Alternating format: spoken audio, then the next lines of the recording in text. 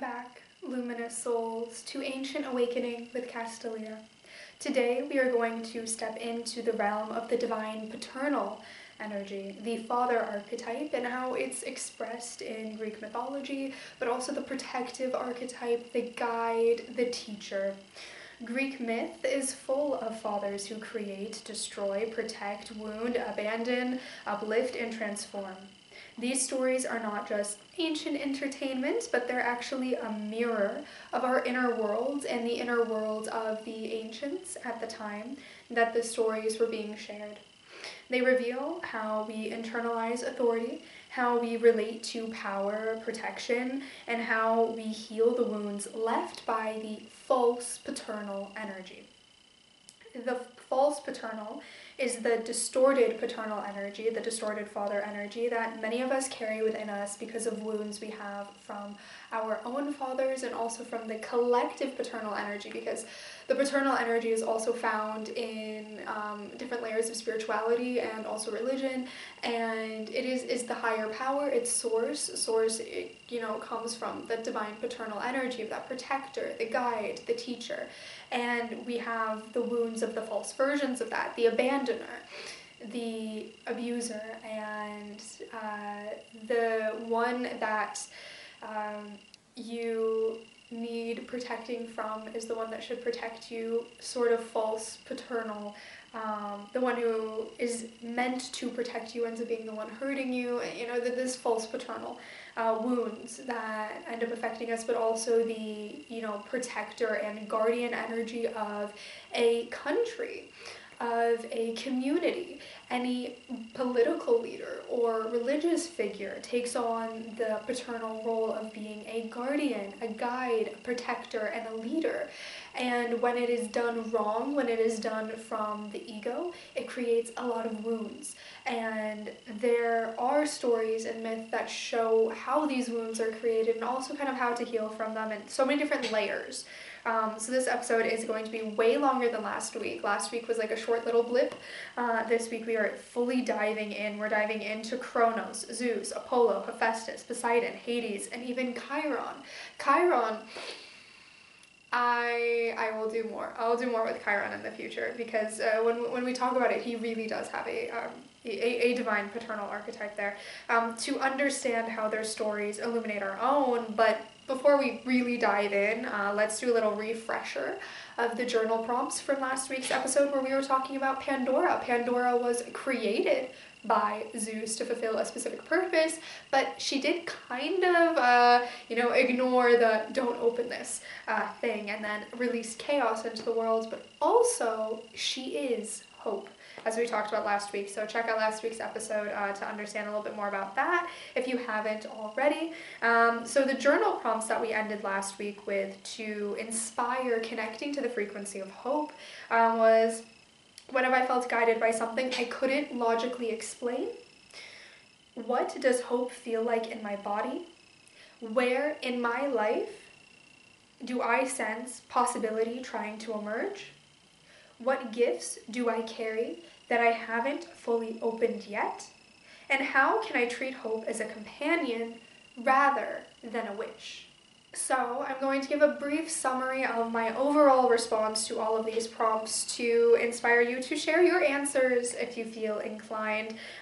So in general, there have been so many times that I have been guided and I couldn't logically explain it. And one case was creating this podcast. Actually, initially I started by creating something entirely different, and then I realized, why am I trying to create metaphors? Why am I trying to create things that would teach people when actually my ancestors left teachings? And it kind of came from being guided to revisit some ancient ruins that I just, I've been to multiple times, many times in my entire life, and reflecting on my ancestors and the story of my family. And, that's where I was at. And then suddenly I got this boom of inspiration. Well, instead of writing a story kind of based on my family and creating spiritual metaphors, let me instead go and find the stories that my ancestors created and find the metaphors that they left,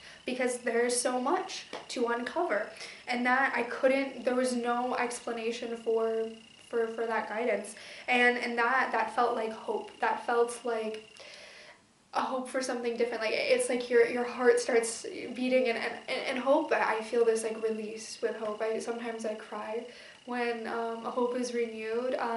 There are special instances of this where, I take a leap of faith and I do an action based on hope, and that feeling is this like warming in my chest, and you do feel this little nervousness of, is it gonna manifest, is it not? And you're just like, just trying to figure it out. And suddenly what you're hoping for happens, and that hope gets like renewed, and it's like a burst of light and energy, sort of in the chest, but also I feel like a relief in my face, like all tension releases in my jaw and my head, everything. My ears pop when I really feel that hope. And, in my life I sense, possibility trying to emerge all the time, like this podcast I created, like everything that I do. I allow it because possibility comes from inspiration, and hope allows you to be inspired, so it's all relative. And I mean, every time I pull from the cup here and I'm hoping for something exciting, something, I really don't know what's going to happen when I pull from the cup, what the next week will bring, and that's allowing possibility in. And, there are some gifts that I carry with me that I haven't fully opened, and I know that, and it takes time. And I think one of them would definitely have to be my ability to, in a sense, I feel like I've tapped into it more recently, but to, propose and advocate for something, and do so in a way that's actually understanding people, and in the moment, understanding how they're feeling, going based on their energy, and that kind of alters the way that I speak about things, the way that I advocate about things, the way that I talk in general, based on just like feeling the energy and what's kind of going on. And that's something I'm working to understand a bit more. And hope can be treated as a companion rather than a wish when you use it to help you in moments where you're at a crossroads. So there are a few instances that I'm thinking of, and that I thought of when reviewing this prompt, where at that moment I was at a crossroads and I didn't know what to do, but I thought I want to have hope that whatever action I take, maybe if it's not going to be the outcome that I want, that it's going to lead to an outcome that is something that I'm wishing for. So using hope to help you make decisions that are difficult. And, there is this thing in mythology where there can be a lack of hope, and just, the false paternal and the false masculine just like running into things without thinking. And that is the best segue I have into starting this episode.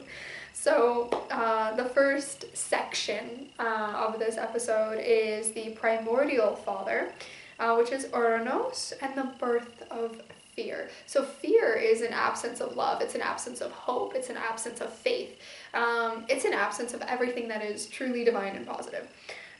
So before Kronos, Zeus, there was Kronos, the father sky, the sky father. In the earliest myths, Kronos fears that his power, fears the power of his children, his own children. We kind of talked about this in the very first episode of this podcast. We kind of talked about this generational cycle of fear.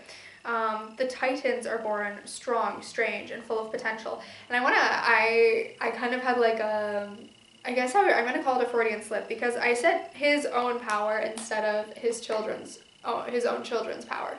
And it's because the children, you create them, and so you are creating potential, and the power that they possess came from something that he created. It's a part of his power, and it is an extension of who he was, and in the myths, and the strength does in a sense come from him. And so in a way they represent different aspects of his character, different possibilities, that the sky has. It's that, the sky is the limit, right? And all of the titans and all these different things that they represent.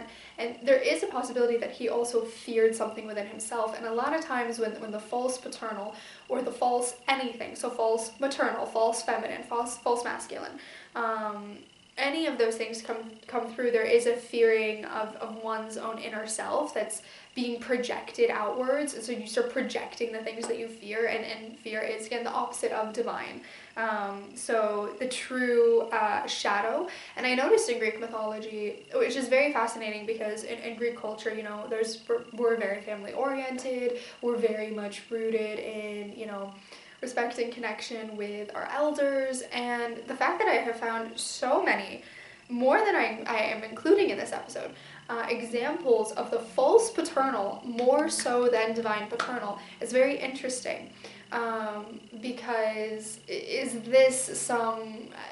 very, very interesting to me, because why isn't there more examples of the divine paternal? Why is there so many shadow examples? Is it to teach how to overcome the shadow, to bring attention to the things that, maybe it was hard to talk about at the time, and even now can be hard to talk about, and just like the way that the culture is to call attention to these actions that do cause harm, and so to create a false story. And it's like, do you understand it from this perspective? Yeah. And is it clicking that maybe I'm talking about something that you're doing or something that I've experienced? Or it could make sense that, just given what I know about growing up in this culture, that maybe a lot of these myths having so many roots in the shadow aspect of things is that it was maybe at the time very hard to very directly speak about you are hurting me or causing me harm. But if I create a story, or I use an archetype that's already been created like Zeus and add to it, did you hear this story about Zeus and this thing that he did, and it's then related to something that they're experiencing, that could also be an explanation for this kind of weird gap that I found. And I wonder when I go to the maternal if I'm going to have the same experience as well. So instead of nurturing his children, Kronos, he pushed them back into Gaia's womb, suffocating them in darkness. And then obviously he was overthrown by Kronos, and they were set free, and then Kronos suffocates his own children, and then Zeus sets them free, and then Zeus, it goes on and on. But then it's broken, and that was the cycle breaker Athena. This is the first mythical expression of the false paternal, the father who fears the child's power, the authority that suppresses instead of supports, and the voice that says, stay small so I can feel safe. And that is a lot of any false masculine, feminine, paternal, maternal, but specifically maternal, paternal. Child, you stay small because you're making me feel insecure, because you're bringing something to light that I am trying to ignore or avoid. And that is the false aspect of anything parental. And the sort of divine parental aspect is helping them grow to become strong and powerful, which Zeus ends up ultimately allowing his children the freedom to do that and see the power that they're able to create as being a different aspect of him.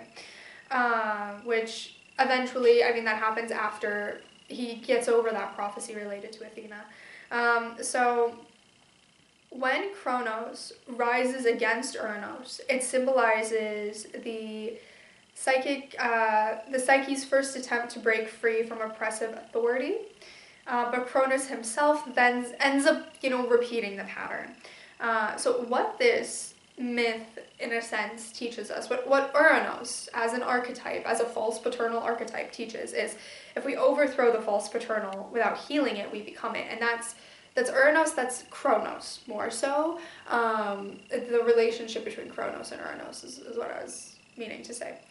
And so then that brings us to the next section, which is Kronos, the devouring father, and the fear of being replaced. And this is very common in folklores, in movies, and myths, and in so many things from the time when, kingdoms were ruled by, generations, like, who's your heir, right? It's like, oh, my heir is going to overthrow me. And there's, like, kind of royalty fear of being overthrown by your children, which your children wouldn't have this idea in their head if you weren't, like, constantly afraid of it and constantly bringing it up all the time.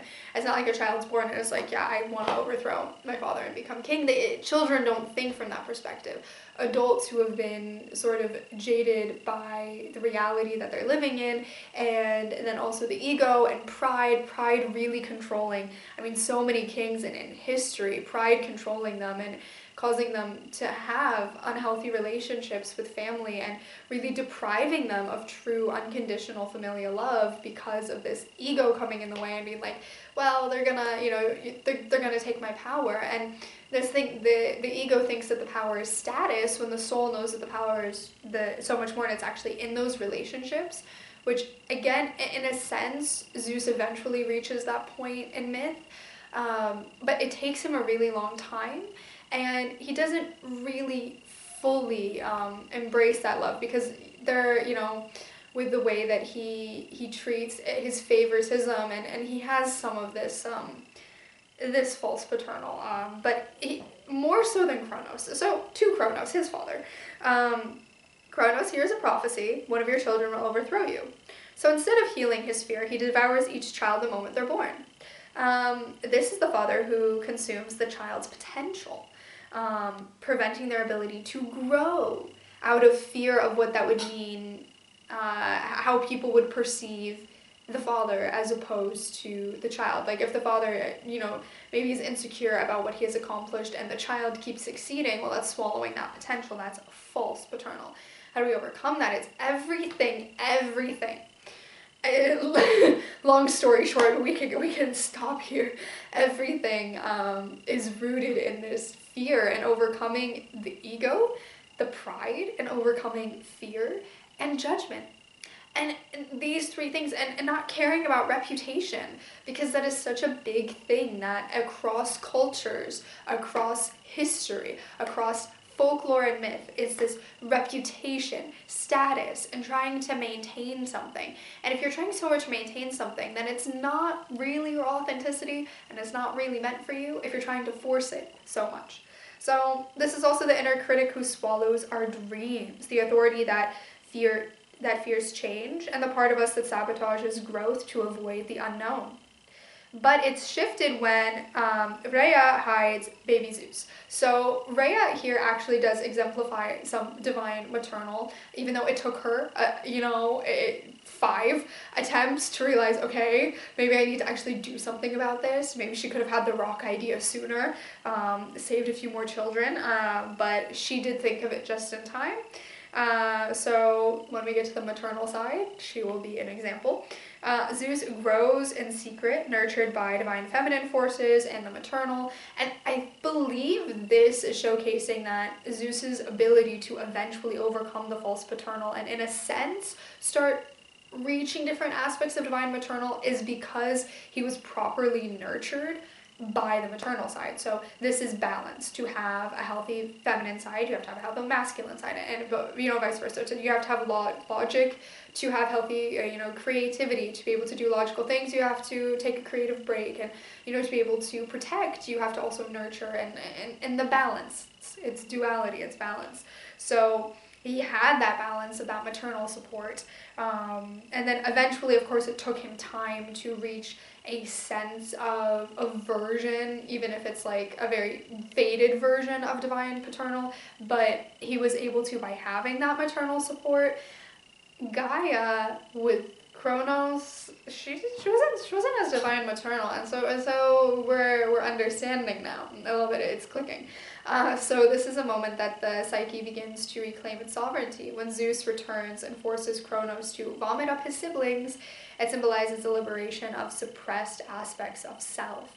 And also this, like, the sibling dynamic, because also false parental energy creates division amongst siblings and creates division amongst the family. And when you're more in that divine aspect of any parental energy, maternal or paternal, your ability to be a guardian and a protector, and your ability to be a nurturer and a healer and a caregiver and a teacher, you know, when you balance that, you're able to also support connections with other people. But when you have this false aspect where you're living in insecurity, then you start creating division amongst those that you see who are close together. And that's where the false aspects come in. And when I have done work previously into understanding the divine masculine and feminine and maternal and paternal, what I understood is the false aspects of these energies like to create division, because with division they feel more secure in their own disbalance, because if everyone else is dysfunctional, then the inner dysfunction, you don't have to deal with it, but if everyone is, all the siblings, all 6 of the Olympians are together creating something powerful, and they are growing in strength together, and Kronos has this like deep insecurity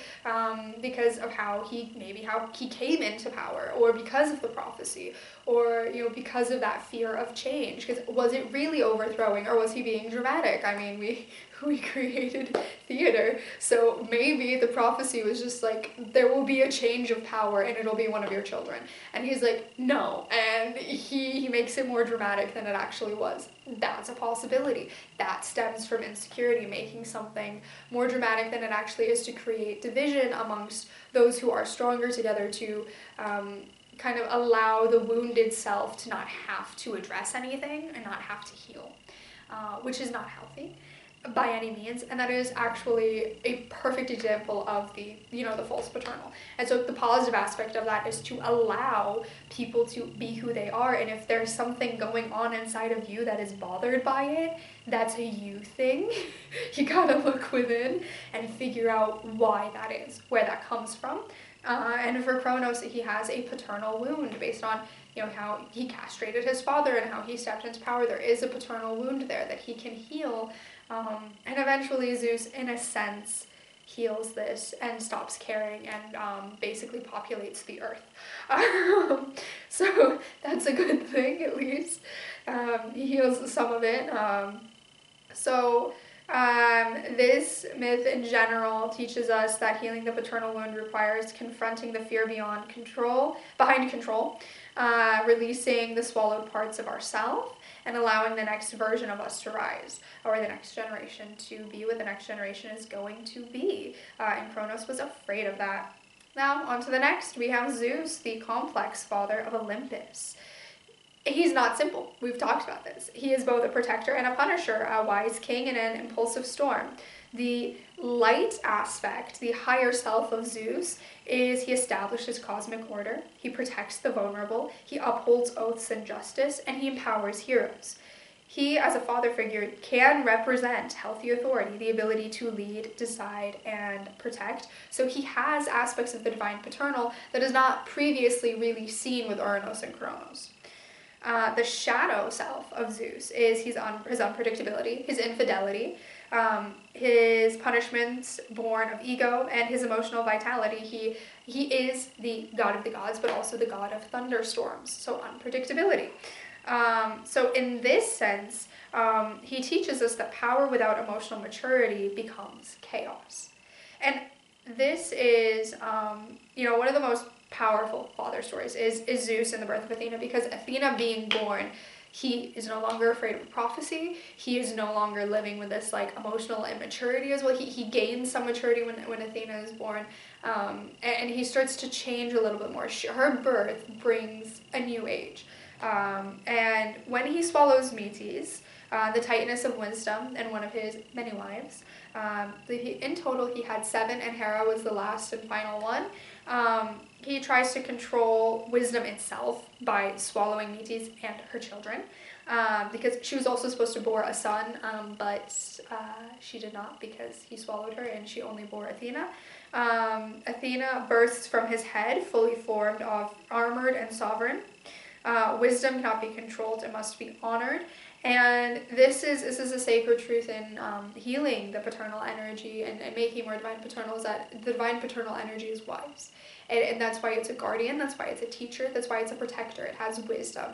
And Athena being born fully armored from her father, fully protected, and fully grown from him, she had taken, in some sense, some positive things from him, in that symbolism that the father energy is supposed to protect protect, and then she's born fully armored as goddess of battle strategy. Athena represents like so much. She has a balance, divine, maternal, and paternal, even though she decides not to marry with another god or have kids. She takes that oath, and she has a balanced feminine and masculine, and she didn't have to, you know, go like Aphrodite and create Cupid and whatever. She didn't have to go do this to have a balanced maternal, paternal, or feminine and masculine. She had that just in her energy, in the way that she behaves, and the way that she does guardian over people. She protects them, and she also has a nurturing aspect. She has both, and that balance probably came from, you know, her being born fully grown, so her born with a good head on her shoulders.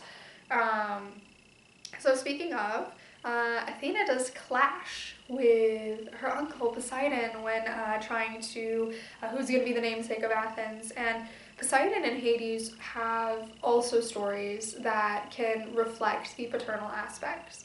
And I found it as Poseidon is actually way more emotional than Zeus, the water, of course, but he has more of a temper tantrum. He gets angrily easy, so there is the emotional side, which can be positive, it can be negative.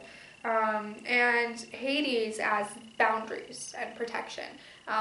He does really, he does his job well in protecting his domain. So Poseidon, being the god of the ocean, deep, powerful, and predictable, across myth, Poseidon shows that paternal energy can be overwhelmed by emotions, and I want to say, like, he, in myth, it's Triton, who's one of his children, but he's also known to father some cyclopses in some versions of myths. And he also creates a lot of things, so like creating creatures as well, so that's also fathering, is creating and taking care of creatures.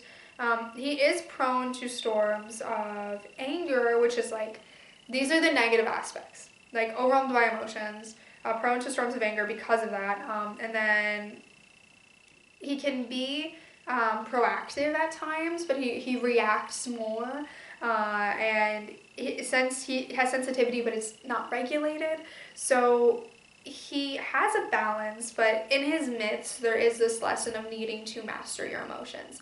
I mean, especially when he was, you know, fighting with Athena over who is going to be the namesake of Athens. He created a problem and then fixed it and was like, well, hey, this problem I created, I fixed it, so you want me to be your patron? No, you created a problem and then you fixed it, a problem that we didn't have. So there is this aspect of needing to balance it, but when in other aspects of his myths he has some mastery, so it kind of really depends. When unbalanced, he mirrors the father who is physically present but emotionally turbulent. So he has that negative aspect of it, but the positive side is emotional regulation. Off the top of my head, there isn't many myths where Poseidon emotionally regulates himself. I guess Zeus does a better job of that. But in the positive aspect, he would represent the emotionally mature aspect of the divine paternal, because in order to lead and guardian and teach and protect, you kind of have to have your own emotions intact and in check and understand them. And he's rather sensitive, and there's nothing wrong with that, but he's got to learn. Maybe he needs to borrow some wisdom from Athena. I'm sure there's a myth that I haven't found where it's like Athena teaching him emotional maturity. If this isn't already out there, we just need like a series of books of Athena just like teaching all of the gods emotional maturity, logic, bringing them into balance, because they need it. Hades might not, though. Hades is really often misunderstood. He's not cruel, he's absolute, he is the guardian of the underworld. He's not death. There was a different deity for death. He was not death, he guardians over the underworld. So he is a divine paternal figure. He is gardening. That would be Persephone. He is a guardian of a domain. He is protecting them, he is taking care of them, he is guiding them, he is teaching them, and he is holding them accountable for their actions, which is divine paternal energy. His realm is order, structure, and the sacred boundary between life and death. He teaches sovereignty, respect for limits, the power of stillness, and the necessity of inner boundaries. The story of Persephone, however, I mean, he does abduct her. And it is, you know, framed as an abduction, but also in some interpretations it could be seen as an initiation, that he brings her to where she was meant to be. Because really, when you look deep into that myth, she started as Kor, or Kori, which means daughter, and she's the daughter of Demeter, and after her abduction she emerged as Persephone, so she emerged as who she was meant to be. So you could see that interpretation of him bringing her to where she was meant to be, to really uncover her true powerful potential, because she brings beauty and, in a sense, life to the underworld, which you have that balance. So you could see it in that perspective, and I do like to think of it in this sense, because if you think of it in this sense, then he is doing what Kronos and Uranos tried to prevent, which was allowing someone to reach their full potential, regardless of what that meant for them. Now, Hades definitely had something to gain, a wife in the underworld, but allowing someone to reach their full potential. And also, Zeus in that myth is, you know, you have to pay the consequences of your actions, and the Divine Paternal isn't going to take that away from you, because the consequences of your actions are lessons, and the Divine Paternal, it will protect you as you are learning the lessons. So Persephone was protected. She didn't have to be in the underworld all the time. She gets the breaks to come and be in the human world with her mother, I guess, in Olympus with her mother. So it's protected, but she still has to learn a lesson. He has a Divine Paternal energy in the sense of teaching things to Persephone, but I do feel wrong about saying father figure, because he's her husband. But he does, in a sense, use that Divine Paternal energy to be a leader and kind of, in a sense, bring his divine masculine self into balance. They really do balance each other out. I would say he has the most balanced Divine Paternal and masculine energy, with his, you know, feminine and maternal, and Persephone in the same sense. So they do bring balance to each other. And, you know, he, in this aspect of the paternal energy, could be, you can descend into your darkness and rise as a queen, so kind of encouraging shadow work. You could also see this as, like, if he was a teacher archetype, encouraging Persephone to do her shadow work so she can emerge into who she's fully meant to be, and again, that is Divine Paternal energy. So it's very interesting that really one of the most healthy examples thus far is the god of the underworld. So next is Apollo. We have Hephaestus, and we have Chiron, healing the wounded father. Apollo, he has some myths where he, with Asclepius, his son, where he does try to prevent the inevitable, and there is this moment where healing, in a sense, with the paternal energy, because he tries to prevent the inevitable. Asclepius defies the rules of the cosmos, and trying to bring someone back from the dead when they should not have been, and we talked about this in previous episodes. And Apollo does try to prevent this inevitability, and Zeus teaches him that he has to accept it. So this is Zeus representing, in a sense, more Divine Paternal energy of teaching acceptance, being a protector and a guide through a difficult time. Apollo wanting to control the outcome of things is not Divine Paternal, but it is, he learns a lesson. So in that learning a lesson, he does reach that point. And it does seem throughout myth that Apollo's relationship with Asclepius was a good one, was more healthy. And in Greece and Corinth, where there is more things for Asclepius, and he's renowned there a little bit more, and his abilities with medicine, and as the god of medicine, there is also a temple of Apollo. So where you find Asclepius, you'll find Apollo. So there is a really more healthy relationship there. But again, trying to control things, not very divine. Apollo, you know, is known as the god of truth, prophecy, discipline, poetry, creativity, all these things. And throughout his myths, he shows us that the paternal energy, you know, guides with logic, and this is Zeus guiding him, and him taking that lesson. Encourages mastery. Apollo is known for, you know, trying to achieve mastery. Illuminates the path. It's also something that Apollo does, you know, being that the Pythia in Delphi is channeling his messages and his prophecies. and self-control. So his son didn't have self-control, so he didn't really teach that lesson very well, but he ended up being taught that lesson through that experience.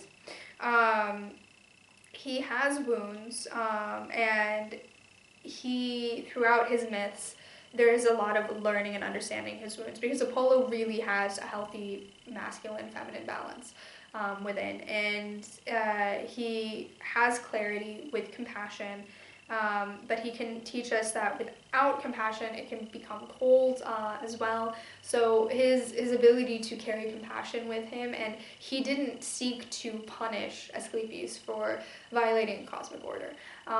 He wanted to help, Asclepius avoid punishment, which isn't, again, not always the best thing, but he had compassion for the situation, which is important. Even though compassionate nature could be more akin to the divine maternal, but I see compassion as the bridge that balances the divine maternal and paternal energies together, so that they can work together.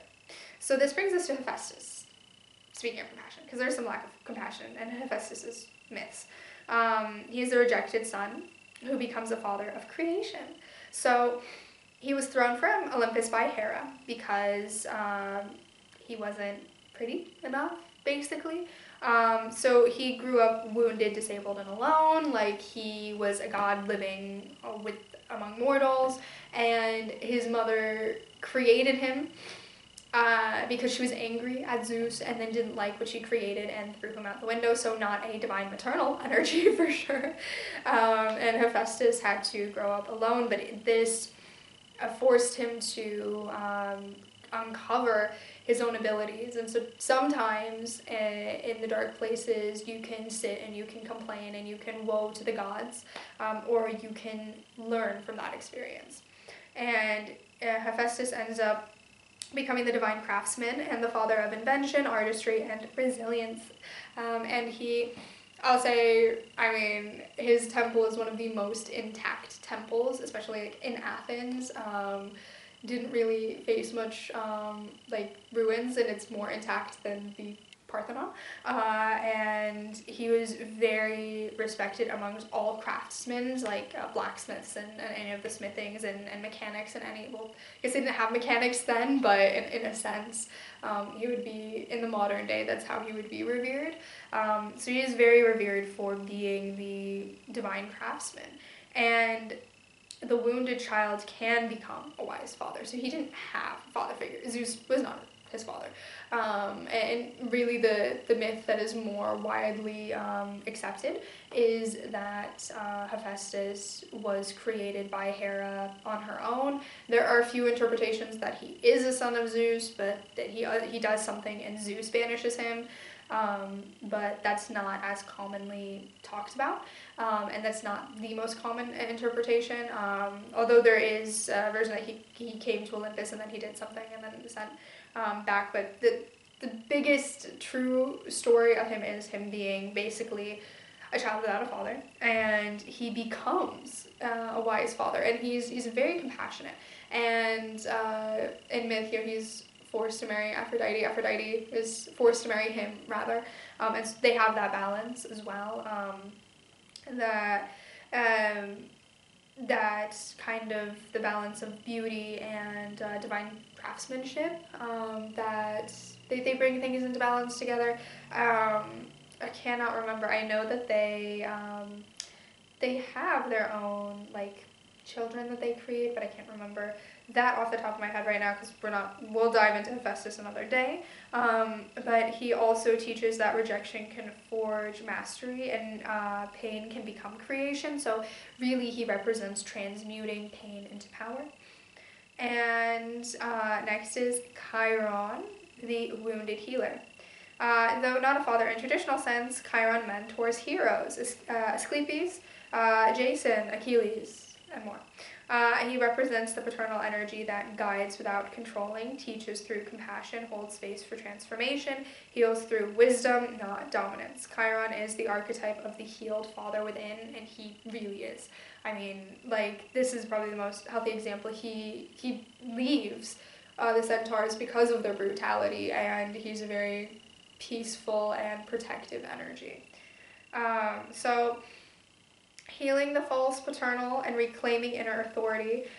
When we reflect on all of these myths, we can understand that healing the divine paternal, or healing the paternal to make it divine, will involve releasing the devouring Kronos voice, transforming the unpredictable Zeus energy, calming the stormy Poseidon within, honoring the boundaries of Hades, integrating the clarity of Apollo, embracing the resilience of Hephaestus, and learning the compassion of Chiron. When these energies harmonize, inner child feels safe, guided, and empowered. So, affirmations. I rise beyond the wounds of the false paternal and reclaim my inner authority. I embody the strength of Zeus, the clarity of Apollo, and the sovereignty of Hades. My inner child is protected, supported, and free to grow. I transform fear into wisdom and control into compassion. I lead myself with integrity, courage, and divine guidance. So these affirmations can help us with healing. And you can, substitute things, and you don't have to, necessarily state the deity from Greek myth, but to really acknowledge how some of these wounded paternal aspects influence us. And so some journal prompts to reflect on this is: which mythical father figure reflects the paternal energy I grew up with and why? Where does the devouring Kronos voice still show up in my life? What qualities of the divine paternal do I want to cultivate within myself? How can I become a more stable, loving, and wise inner paternal energy to my inner child? And which myth from this episode resonates most with my healing journey, and what is it teaching me? So we will review these next week. Obviously, they will be in the community page. But I just want to go back to that inner child thing, because this is why we all have a divine paternal and maternal aspects of ourselves, and feminine and masculine aspects of ourselves, because of our inner child. Because our inner child was not flowing with societal standards of anything, and our inner child needed balance of the feminine and masculine to grow, needed the logic and the creativity, the intuition and reason, and then also to grow we needed the nurturing and the protective energy. So everything is really healing and integrating with that inner child, and not allowing those wounds, like Kronos' wounds, to dictate our relationships with others and with the next generation. So that being said, that concludes our episode. Thank you for joining me on this journey, and let's see what next week will bring for us. If it's the maternal, I swear it's not planned. It's not the maternal. Okay. We are doing another Aristophanes episode. So I'm going to be reading another play of Aristophanes, and we are going to find the metaphors in one of those plays. So hopefully I am able to do that in enough time for it to officially come out next week. If not, stay tuned on the community page, because I do feel like I will be reading The Wasps. I think that one is next on my list, and we'll see what we can find. I think it's a little fitting because also the piece had some conversations of paternal energy, so let's see what The Wasps bring. I believe that's what I'll be doing, but you'll have to find out with me next week. Until then, continue awakening your ancient wisdom.